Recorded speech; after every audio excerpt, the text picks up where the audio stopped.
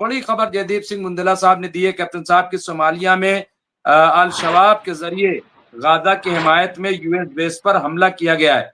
अच्छा, उन्होंने अपनी जिम्मेदारी कबूल भी की है कि हमने ये हमला किया है, उसकी जिम्मेदारी उन्होंने बाकायदा जो है वो कबूल भी कर ली है।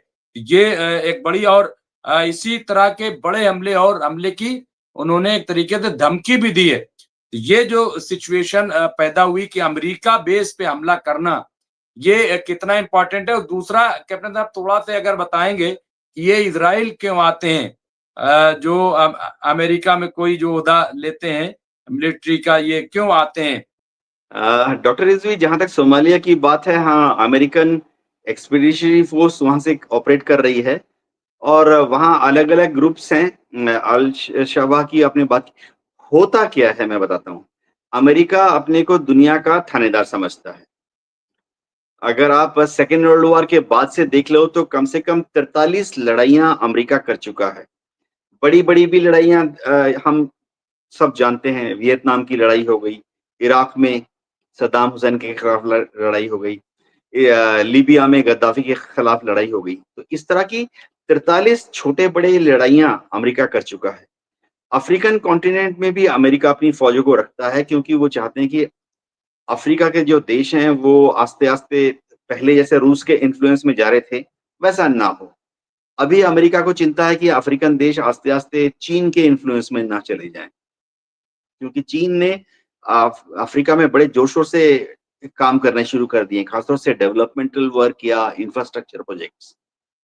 तो हर जगह पे अमेरिका क्या करता है, हर अफ्रीकन देश में, सोमालिया में भी अपने जो सपोर्टर्स होते हैं, उनको वो सपोर्ट करता रहता है और जो विरोधी ग्रुप है, ज़ाहिर बात है, उनको नष्ट करता रहता है। ये काफ़ी दिन से चल रहा है सोमालिया।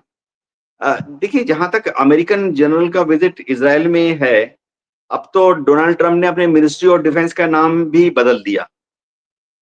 जैसे हमारे यहाँ भारत में हम कहते हैं मिनिस्ट्री ऑफ डिफेंस, अमेरिका भी अब तक कहता था मिनिस्ट्री ऑफ डिफेंस। जापान के लोग थोड़े ज़्यादा ह्यूमन हैं, उन्होंने तो इतना नाम दे दिया था कि ministry of self defence Japan में। तो डोनाल्ड ट्रम्प साहब को जोश आ गया। उन्होंने कहा कि भई इससे जज़्बा नज़र नहीं आ रहा, हम तो दुनिया को लड़ाई में बिज़ी रखना चाहते हैं, तो उन्होंने अपने मिनिस्ट्री ऑफ डिफेंस का नाम चेंज कर दिया। अब से वो जाना जाएगा एज़ मिनिस्ट्री ऑफ वॉर और जो उनके सेक्रेटरी ऑफ स्टेट हैं, जैसे हमारे यहाँ डिफेंस मिनिस्टर होते हैं, वो वॉर मिनिस्टर के नाम से जाने जाएँगे। तो ऐसा तो हमने कभी अपनी ज़िंदगी में देखा नहीं है। डोनाल्ड ट्रम्प आए थे ये वादा करके, इलेक्शन में उन्होंने बार-बार कहा कि वो दुनिया में सारी लड़ाइयों को रुकवा देंगे, वर्ल्ड में पीस ले आएँगे। लेकिन उनके जो कदम हैं, वो एकदम ज़ाहिर बात है उससे एकदम 180 डिग्री उल्टे कदम ले रहे हैं। अब इज़राइल में अमेरिकन जनरल किस लिए जा रहा है? क्योंकि अमेरिका 2 लड़ाइयाँ बहुत ज़ोर-शोर से अभी लड़ रहा है। एक तो यूक्रेन की लड़ाई, जो कि पूरी तरह से अमेरिकन हथियार, American intelligence, American technology, American पैसे से लड़ रहा है। ज़ेलेंस्की हैं यूक्रेन के प्रेसिडेंट। दूसरी है अमेरिका बहुत जोर-शोर से इज़राइल की तरफ से हमास, हिज़्बुल्लाह, हुती और ईरान के खिलाफ लड़ रहा है। पूरी लड़ाई में इज़राइल को जो हथियार आ रहे हैं, पैसा आ रहा है, इंटेलिजेंस यानी खुफिया जानकारी मुहैया कराना हो, ये सब अमेरिका से आ रहा है। तो अमेरिकन जनरल्स को मालूम है कि उनका एरिया ऑफ इंटरेस्ट कहाँ है, एरिया ऑफ रिस्पॉन्सिबिलिटी कहाँ पर है। क्या अमेरिका इज़राइल को रास्ते में छोड़ देगा? ऐसा कभी नहीं होगा। अमेरिका को मालूम है कि इज़राइल जो है वो पश्चिम एशिया में, क्योंकि हम लोग हिंदुस्तान में तो हम बोलते हैं वेस्ट एशिया, लेकिन क्योंकि अमेरिका के लोग अमेरिका में रहते हैं तो उनको वो यूरोप के लोगों को लगता है मिडल ईस्ट। तो पूरे मिडल ईस्ट उनके पॉइंट ऑफ व्यू से अगर देखा जाए, वहां झंडा गाड़ने वाला अमेरिका का सिर्फ एक ही मुल्क है जो कि आसपास सब जगह झंडे गाड़ सकता है अमेरिका के, वो है इज़राइल। अमेरिका ने इज़राइल का इस्तेमाल करके आप देखिए सऊदी को नरम कर दिया है। सऊदी के किंग या प्रिंस अभी हैं, उनकी एक ही ख्वाहिश है कि किस तरह से अब्राहम अकॉर्ड जैसा अकॉर्ड साइन कर लें इज़राइल के साथ। मिस्र जिसने की 2-2 3-3 लड़ाइयां लड़ी हैं इजराइल के साथ, अमेरिका के दबाव में या अमेरिका से लालच में आके उसने कैंप डेविड एग्रीमेंट साइन कर लिया 1978 में। लालच क्या था? जैसे ही इजराइल ने कैंप डेविड एग्रीमेंट साइन किया, अमेरिका ने भर भर के इजराइल की आर्मी को टैंक तो बख्तरबंद गाड़ियां दे दी। अमेरिका ने भर भर के इजराइल की एयरफोर्स को अमेरिकन हेलीकॉप्टर दे दिए, ट्रांसपोर्ट विमान दे दिए, फाइटर विमान दे दिए।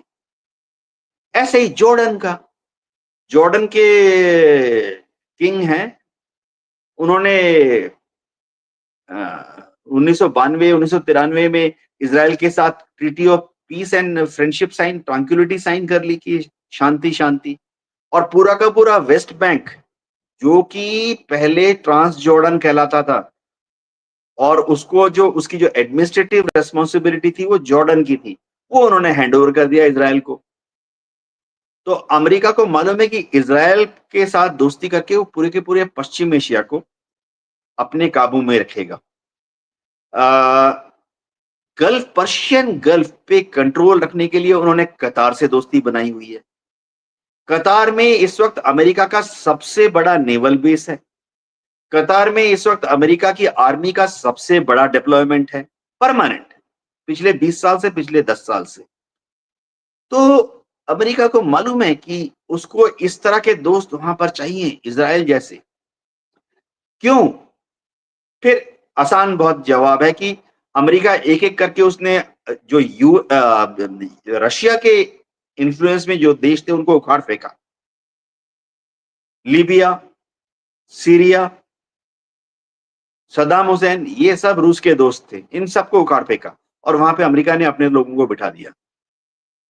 अब अमेरिका की चिंता यह है कि चीन नाम का ऊंट पश्चिम एशिया के तंबू में घुसा चला आ रहा है, घुसने वाला है 10 साल, 20 साल या 30 साल के बाद। तो इस चीन नाम के ऊंट को कौन, चीन ने ऑलरेडी सर और गर्दन घुसा दिए तंबू के अंदर बाय द वे, लेकिन पूरा ऊंट ही अंदर आने वाला है, चारों पैर और पूंछ के साथ।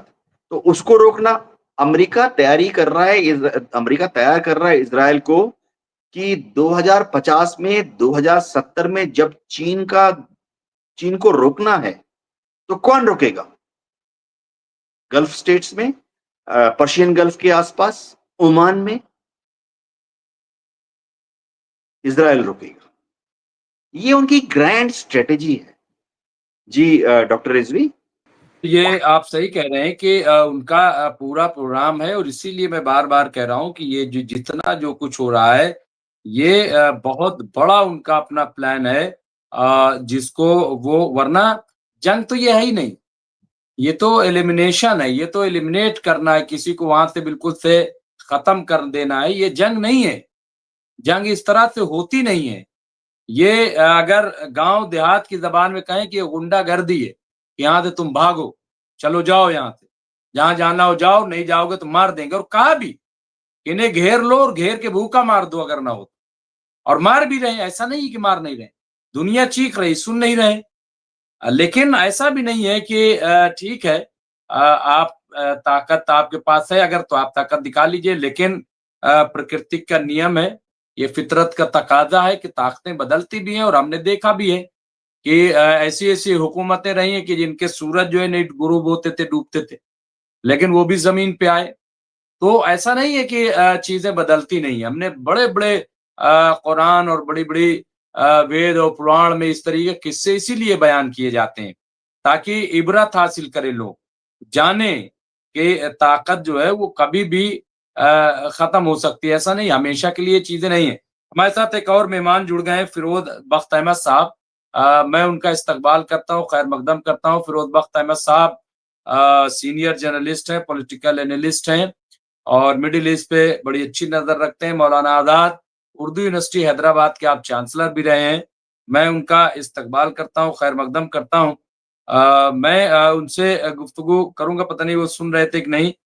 लेकिन उससे पहले मैं एक बार फिर रेशमा जी के पास थोड़ा सा मैं चला जाऊं, जिस तरह की बातें सामने आ रही हैं अभी।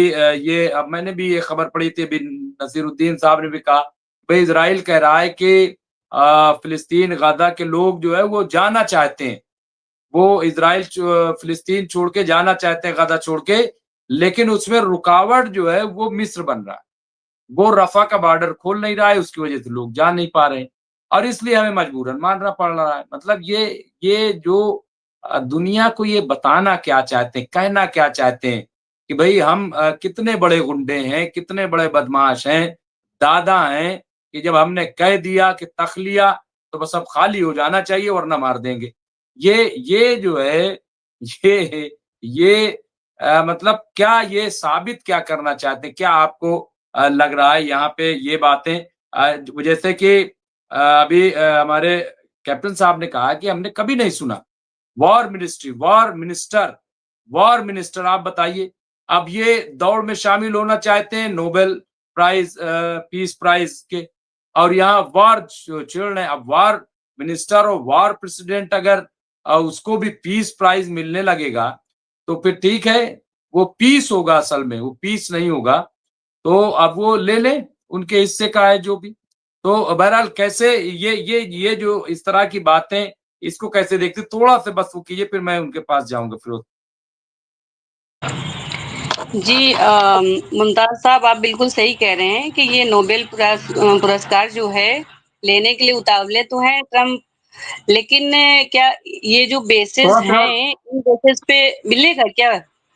क्या बेसिस ये होते हैं नोबेल पुरस्कार लेने के लिए? ये तो भाई बहुत गलत बात है। अगर इस तरह से मिलने लगे चेहरा आपका कट रहा है, थोड़ा सा चेहरा और नीचे कर ले, चेहरा कुछ ज्यादा, हाँ ठीक है ठीक है, जी जी जी, तो पेस्ट करता अगर हूँ जी। इन बेसिस पे मिलने लगा पुरस्कार, तो फिर पुरस्कार की तो जो एक वैल्यू है वो ही खत्म हो जाएगी। भाई हमें तो नहीं लगता है कि इनको मिलना चाहिए, इनको तो बिल्कुल भी नहीं मिलना चाहिए, क्योंकि इनका बिजनेस क्या है, अमेरिका का बिजनेस सबसे ज्यादा हथियारों पे चलता है। और जैसा कि कैप्टन साहब कह रहे थे कि इजराइल अगर खत्म हो गया तो ये अमेरिका का सबसे बड़ा नुकसान तो अमेरिका का है, क्योंकि इजराइल को इसीलिए बनाया गया है कि वो मिडल ईस्ट में कोई भी जैसे कि बताया कैप्टन साहब ने, झंडा गाड़ने वाला नहीं था, या कोई भी किसी तरह से मतलब कोई भी इनका इन्फ्लुएंस वहां पे मिडल ईस्ट में नहीं था। तो इसलिए इन लोगों ने इजराइल को बनाया है। अगर इजराइल खत्म होता है तो यूं जान लीजिए कि अमेरिका का भी कहीं ना कहीं से प्रभाव वहां से समाप्त हो जाएगा बिल्कुल। और कोई ऐसी कंट्री नहीं, अरब लीग बोल रही 22 कंट्रीज हैं उसमें अरब लीग में, लेकिन अरब लीग अब जाके जागी है और अरब लीग ने भी कहा है, इटली ने भी कहा, इटली ने कहा, यूरोप ने कहा हम पूरा बंद कर देंगे, इटली ने कहा हम पूरा यूरोप बंद कर देंगे। जो अभी जहाज आ रहा है अगर उसको आने नहीं दिया फ्लोटिला, अगर जो है जो मदद लेके आ रहा है उसमें बहुत सारे एक्टिविस्ट हैं, ह्यूमन राइट्स एक्टिविस्ट हैं और सोशल एक्टिविस्ट हैं। तो उन्होंने कहा है कि पिछली बार की तरह ऐसा ना हो कि हम लोगों को जो है परेशान किया जाए, और जो ये मदद आ रही है तो वो मासूम लोगों तक पहुंचना चाहिए। जो लोग परेशान हैं, जो लोग भूखे हैं, उनके तक ये सामान, जो जरूरतमंद है उनके तक ये सब सामान जरूर पहुंचना चाहिए। लेकिन ये है कि अब देखिए अभी तो आ ही रहा है, यही सुन रहे हैं कि आ रहा है, रास्ते में है, तो वो कब तक पहुंचेगा, क्या होगा, ये तो बात की बात है। लेकिन ये है कि हाँ बहुत बड़े पैमाने पे मदद आ रही है गजा के लिए, क्योंकि वहाँ के लोगों ने, अभी कुछ जर्नलिस्ट गए थे उन्होंने इंटरव्यू भी किया, तो वहाँ के लोगों ने, कुछ मतलब बुजुर्ग लोग थे, तो कहने लगे 40 साल से तो हम सुन रहे हैं कि इजराइल के पास एटम बॉम्ब है, तो हम तो ये चाहते हैं कि वो एटम बॉम्ब एक बार में हम लोगों पे दाग दे और एक ही बार में हम लोग सब मर जाएं। ये जो गुट गुट के हम लोग मर रहे हैं, किसी की जो है पेट जो है पीठ में लगा जा रहा है, मैदा चिपका जा रहा है, भूख से प्यास से बर्दाश्त नहीं कर पा रहे उन लोग। लेकिन ऐसी हालत में भी जो लोग अभी छोड़ के चले गए थे, तो वो फिर गजा सिटी में आ गए हैं और कह रहे हैं कि जो है चलो हमें इकट्ठा मार ही डालो, इससे तो बेहतर है, लेकिन हम अपनी जमीन छोड़ के नहीं जाएंगे। बहुत कम तादाद है जो ऐसे ऐसे लोगों की जो बाहर जाना चाहते हैं, ऐसे हालात से निकल के कहते हैं कि हाँ हमें किसी सेफ जगह पे पहुंचा दिया जाए, लेकिन बहुत कम लोग हैं ऐसे। अभी भी बहुत सारे लोग वहीं रहना चाहते हैं, अपनी जमीन नहीं छोड़ना चाहते हैं। जी रिजवी जी। सच्चाई है और वहां के लोगों ने कहा है कि हम गाजा जो है छोड़ने वाले नहीं हैं, हम यहाँ जान दे देंगे, मर जाएंगे, लेकिन हम गाजा नहीं छोड़ेंगे। मैं आऊंगा, चूंकि टाइम बिल्कुल खत्म पे है। मैं फिरोज बख्त अहमद साहब पास, मेरे पास 7-8 मिनट बचे हुए हैं।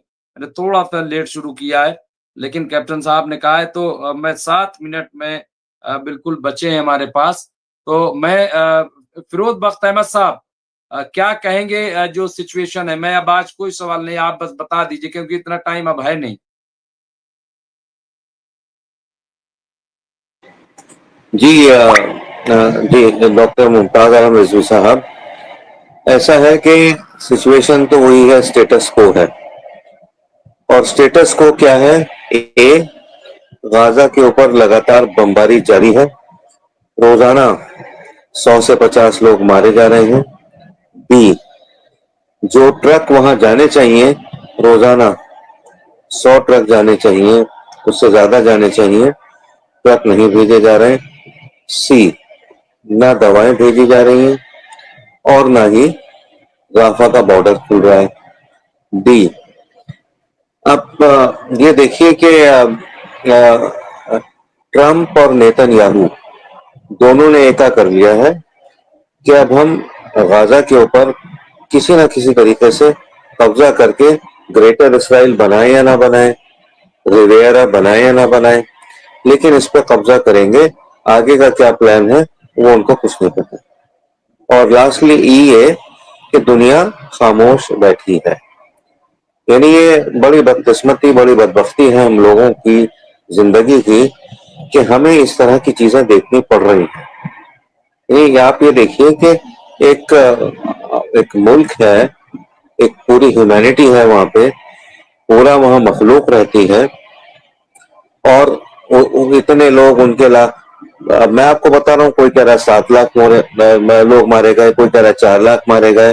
ये 60,000 70,000 नहीं मारे गए, काफी ज्यादा लोग मारे गए हैं और इससे ज्यादा जो है जख्मी है। तो अब ये जो 23 लाख की आबादी थी, ये कट कटा के मेरे ख्याल से ये 15 लाख भी लोग इसमें पूरे नहीं होंगे। और और जो ठीक ठाक लोग हैं, मुझे लगता नहीं कि 8-10 लाख भी ठीक ठाक है। जख्मी है, हॉस्पिटल्स नहीं है वहां पे,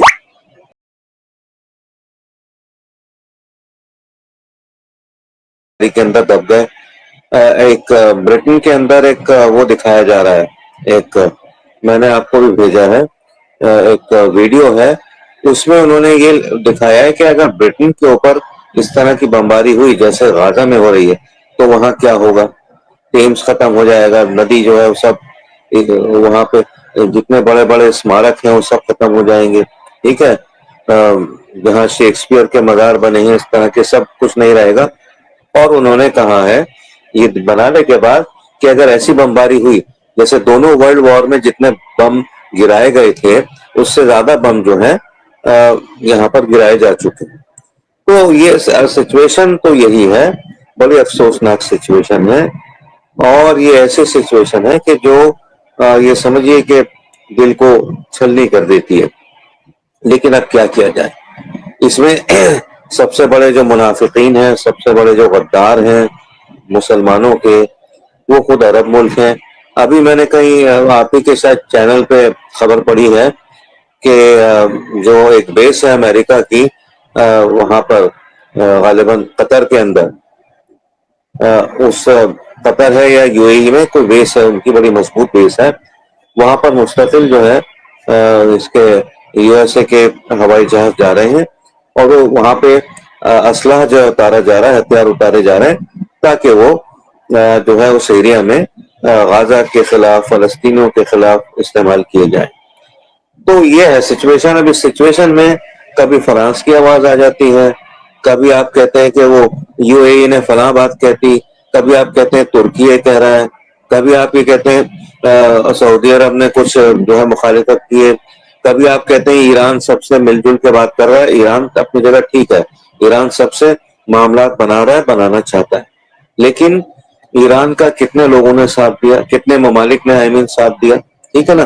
तो ये सिचुएशन बड़ी बहुत ही तशवीशनाक सिचुएशन है। और इस सिचुएशन में मुझे इसका एंड यही दिख रहा है कि अपना इकबाल बचाने के लिए, बनाए रखने के लिए अमेरिका और इसराइल एक बार फिर ईरान की तरफ रुख करेंगे और वो बड़ा खतरनाक घमासान होगा। उसमें क्या होता है अल्लाह करे ऐसा नहीं हो, लेकिन आसार कुछ इसी तरह के दिखाई दे रहे हैं। तो डॉक्टर साहब सिचुएशन तो मौजूदा जो है वो ये है। बिल्कुल बिल्कुल सही कह रहे हैं। और लेकिन आप ये देखिए, रिपोर्ट ये आ रही, जयदीप सिंह मुंदेला साहब ने कहा रफा और रन जो इलाके हैं वहां के जो गादा के रहने वाले लोग हैं, अब वो गादा शहर की तरफ कूच कर रहे हैं और वो तंबू गाड़ रहे हैं और कह रहे हैं, इजराइल को चुनौती दे रहे हैं कि हम यहीं रहेंगे, हम यहाँ से कहीं नहीं जाएंगे। यानी जो अभी बात आ रही थी कि साहब ये जाना चाहते हैं, लेकिन वहां से लोग वापस आ रहे हैं उधर के इलाके से, और वो आ रहे हैं शहर की तरफ कि आप हमें मार दो लेकिन हम यहाँ से नहीं जाएंगे। अच्छा, फिर मैंने आज वहां देखा कि ड्रोन जो कैंप पे बम गिरा रहा था, मुझे जयदीप साहब ने भेजा, तो वहां के जवान जो है वो पत्थर मार रहे थे ड्रोन पे, मतलब उसे दौड़ा रहे थे। हाँ, और आखिर में वो ड्रोन बम जहां गिराना था गिरा के वो भाग गया, लेकिन वो पत्थर से ड्रोन मार रहे थे। मतलब जहां पे इतना हौसला हो कि वो सामने, मतलब वहां से कोई दूसरी तरफ से गोली भी चला सकता था, कोई स्ट्राइक, लेकिन वो डरते नहीं, उनके अंदर से डर जैसे निकल निकल गया हो। तो ये सिचुएशन, मैं आप चेयर के तौर पे मैं चाहूंगा हमारे ग्रुप कैप्टन उत्तम कुमार देवनाथ जी से कि आखिर में टाइम हो गया है, 1 मिनट 2 मिनट और, हालांकि हमारे उससे एतबार से जो हमारा जब हमने स्टार्ट किया तो उसमें तो 7 मिनट है, लेकिन बाकी अभी जो है वो 6 मिनट। लेकिन फिर भी मैं चाहूंगा कि आप जो है इस पे वो कर दें। मैं नहीं चाहता आपसे, चूंकि वादा है तो उस पे खत्म किया जाए। क्या अल्टीमेटली क्या ये इन्होंने तो कह दिया 15 लाख, लेकिन मुझे नहीं लगता है कि ऐसा नहीं है कि वहां पे लोग सारे मर ही गए हैं और सारे बिल्कुल वो हैं, लेकिन ये कि सिचुएशन खराब है। आ, वो जिंदगी तो जीते हैं कैप्टन साहब। हाँ डॉक्टर रिजवी धन्यवाद। मेरे ख्याल से रेशमा मैडम ज्यादा अच्छा करती हैं अगर आज कंक्लूडिंग रिमार्क वह देती। जी। हमने बिल्कुल मैं चाह तो रहा था, लेकिन मैंने कहा कि सीनियर आप जरा थे तो इसलिए मैं चाह रहा था। तो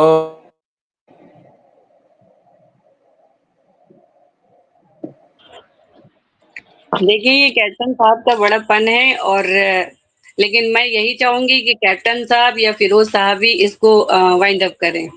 प्लीज आप ही लोग करें। डॉक्टर रिजवी, रेशमा मैडम अ, लेकिन माहौल को थोड़ा हल्का बनाने की जरूरत है। मैं उम्मीद करता हूँ कि दुनिया भर की सारी ताकतें अ, अमेरिका के खिलाफ और इजराइल के खिलाफ खड़ी होंगी। कौन खड़ा होगा अमेरिका के खिलाफ और इजराइल के खिलाफ? यूरोप के ज्यादातर देशों ने ही बहुत ही स्ट्रिक्ट एक्शन लेने शुरू कर दिए हैं, ट्रेड बंद कर रहे हैं इजराइल के साथ। यूरोप के कई नए नए देश हैं, फ्रांस है, बेल्जियम है, ये सब अब रिकॉग्निशन देना शुरू कर रहे हैं फिलिस्तीन के लोगों को। तो फिलिस्तीन के लोगों के साथ और कौन खड़ा हो सकता है आकर? भारत फिलिस्तीन के लोगों के साथ है। हमने तो हमास को, दुनिया के काफी देशों ने हमास को बैन किया हुआ है। भारत ने आज तक हमास को बैन नहीं किया हुआ, क्योंकि विदेश मंत्रालय का आकलन है कि फिलिस्तीन के लोगों का कोई तो नुमाइंदा होना चाहिए बातचीत करने के लिए। तो हमास को भारत सरकार ने आज तक बैन नहीं किया है। लेकिन और कौन खड़ा हो सकता है इजराइल के खिलाफ, अमेरिका के खिलाफ? अरब देशों को सामने आना पड़ेगा, मुस्लिम देशों को सामने आना पड़ेगा। मैं इसकी बात अभी लड़ाई के लिए नहीं कर रहा हूं। लड़ाई में भी, अभी जो लड़ाई चल रही है इसको रोकने के लिए भी अरब देशों को, मुस्लिम देशों को, इजराइल और अमेरिका के खिलाफ आना पड़ेगा। जिस दिन लड़ाई बंद होगी, फिर उसके बाद जब टू स्टेट थ्योरी को इंप्लीमेंट करने की बात आएगी, यूनाइटेड नेशन तो बोल रहा है कि टू स्टेट नेशन हम बनाएंगे, उस वक्त फिर से अरब लोगों की सरकार जो है, वह मुस्लिम देशों की जो सरकार है, उनको दबाव डालना पड़ेगा इजराइल के ऊपर और अमेरिका के ऊपर कि टू स्टेट थ्योरी को आप माने। तो बाकी अगर वहां सपोर्ट नहीं करते तो बाकी अफ्रीका के देश छोटे छोटे हैं, लैटिन अमेरिका के देश बहुत छोटे छोटे हैं, उनको क्या लेना देना। जी। ये सही है, लेकिन जो बड़े तजिया निगार हैं वो यही अब कह रहे हैं कि कुछ भी नेतन्याहू करें, और आपने भी जिस तरह से कहा कि वो इखलाकी तौर पे भी, समाजी और सियासी एतबार से भी उनकी ये हार हो चुकी है। भले ही अब लड़ते रहें और वो जूझे रहें, लोगों को मारते रहें, लेकिन हकीकत ये है कि उनकी हार जो है हो चुकी है। और ये पूरी लड़ाई अगर देखा जाए तो अमेरिका लड़ रहा है। अमेरिका पूरा भले ही बैक से हो, लेकिन सारी लड़ाई जो है और सारे इसकी जड़ वो अमेरिका है। अमेरिका का भी यहाँ पे क्या मफाद है वो भी आपने ज़िक्र किया है कि क्यों ज़रूरी है। और इससे पहले भी हमने भी इसका बताया कि पूरे मिडल ईस्ट में जिस तरह से न्यू वर्ल्ड ऑर्डर की बात हो रही है, ब्रिक्स बनाया जा रहा है, यहाँ इकोनॉमी एक पूरा सेटअप चेंज करने की बात की जा रही है, डी-डॉलराइजेशन की बात हो रही है, इस तरीके की बहुत सारी ये घबराहट है अमेरिका की।